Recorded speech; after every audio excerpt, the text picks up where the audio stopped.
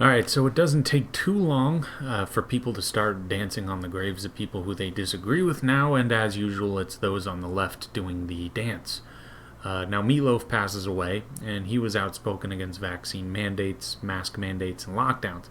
I looked into it, I couldn't find whether he was vaccinated or not, but the general consensus on the left is that if you oppose vaccine mandates, you oppose vaccines.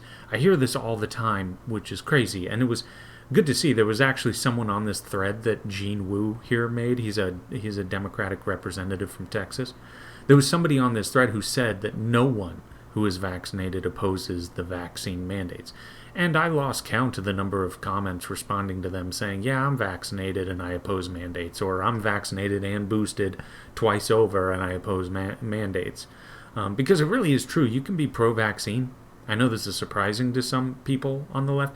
You can be for the vaccine. You can think that it's a good idea for the vast majority of people. You can think they're fine and effective, but still not believe in forcing it on people or making whether they can get a job or not dependent on their vaccination status. That is actually possible.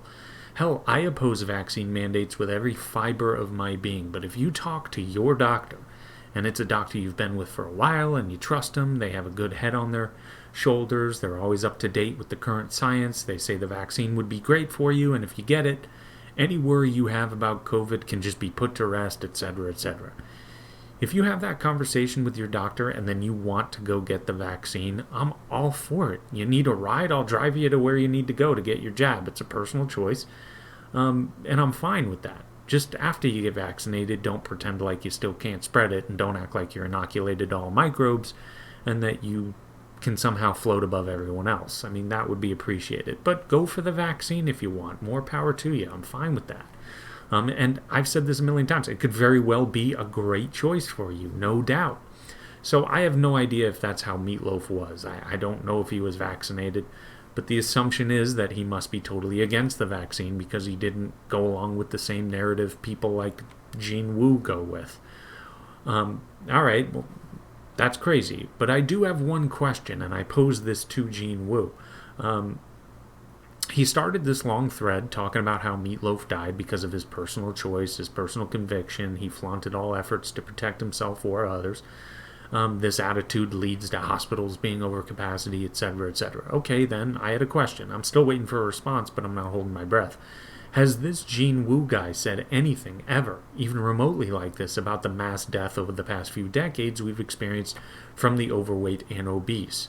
Or, in relation to the overweight and obese disproportionately being hospitalized and dying from COVID? Has he ever immediately politicized a death because of the weight of the departed? Or better yet, has he ever done that publicly? I really doubt it. And again, if you care about the spread of COVID or hospitals being at capacity, I've covered this before. If you're overweight or obese, you're a much easier vector for COVID and a more significant host for viral shedding.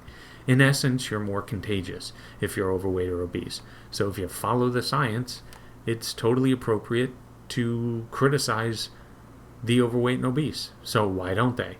Well, they're taking up a huge percentage of hospital beds, so I'm just confused by this. I'm still waiting for an answer. Unfortunately, I don't think I'll ever get one. It's been 2 years. That is more than enough time to educate people and motivate people into losing weight. And if there's anything that people like Gene Wu and other leftists are good at, it's scaring the daylights out of people. So go scare the overweight and obese into taking their own health seriously. Hell, you don't even have to do any sort of mental or verbal acrobatics to fabricate the reasons why the overweight and obese should change their lifestyle and they should be afraid of their current lifestyle. You can actually be completely honest and open with them about the danger of their own behavior. And if they take responsibility for their own health, there is absolutely everything to gain.